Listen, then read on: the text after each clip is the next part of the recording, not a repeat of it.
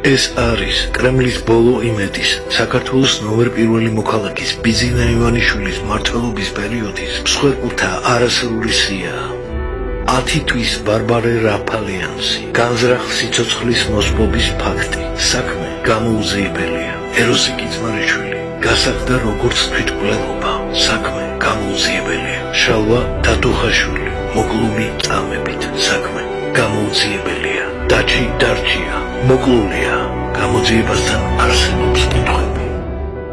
გელა ფირცხელაური, პატრულ ინსპექტორი, მოკლულია ამნისტირებული კრიმინალის ხელით. ბექა მარგიშვილი, პოლიციის ოფიცერი, ასევე მოკლულია ამნისტირებული კრიმინალის მიერ. თარაშ მუკბანიანი, პოლიციის ოფიცერი, მოკლულია ამნისტირებული პოლიტპატიმრის მიერ. გიორგი რატიანი, პოლიციის ოფიცერი, მოკლულია ამნისტირებული პოლიტპატიმრის მიერ. გიორგი ბერუაშვილი, პოლიციის ოფიცერი, მოკლულია ამნისტირებული კრიმინალის მიერ.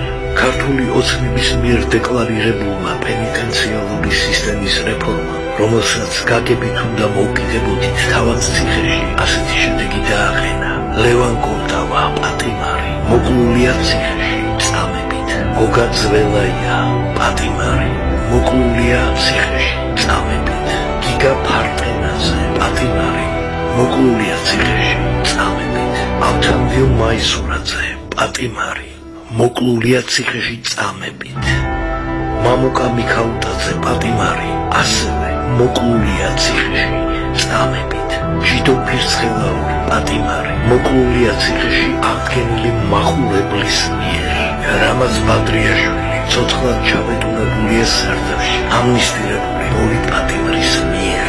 ნარიმან მუსტაფაევი, მოკლულია 3 პოლიტპატიმრის მიერ.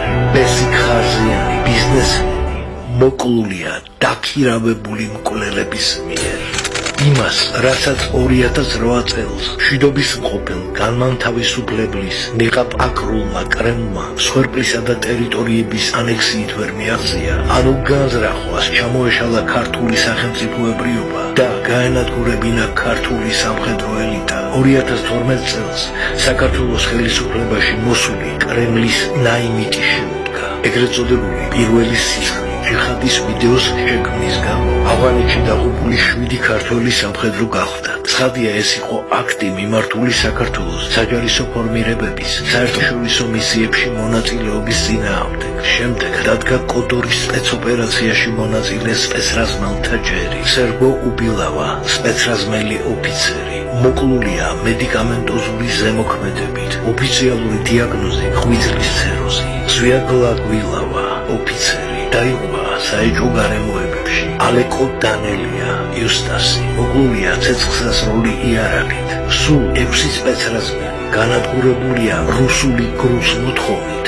ოპერაცია კოდორი 2007-ის საპასუხოდ. ამავდროულად ქართული ოცნების ხელისუფლებამ ციხისკარი გაუღო ტერორიზმში ბრალდებულ აჰმედ ქამალსა და აჰმედ ჩატაევს, რომლის დაგეგმილიც გახდათ ტერაქტი სტამბულის აეროპორტში და რომლის აყვანის სპეცოპერაციის დროს დაიღუპა სპეცრაზმელი ვანო გოლიაშვილი.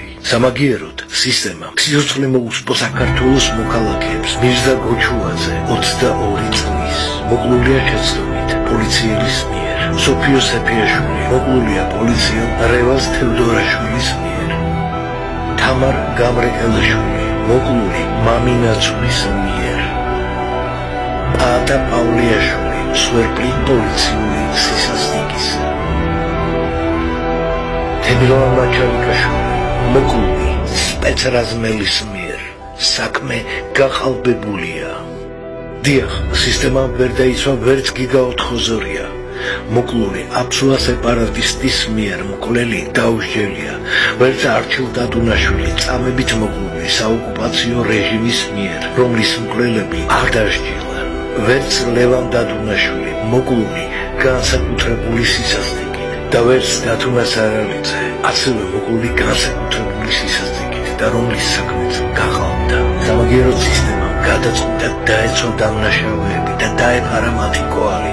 სისტემამ გადაწყვიტა ფეხქვეშ გაეთელა ამ ორი ღირსეული მოქალაქის უფლება აღსრულებული იყო სამართალი და ყოველივე ეს შენი დანაშაულებრივი დუმილის გამოყენებით როგორც აქამდე არაერთხელ ყოფილა.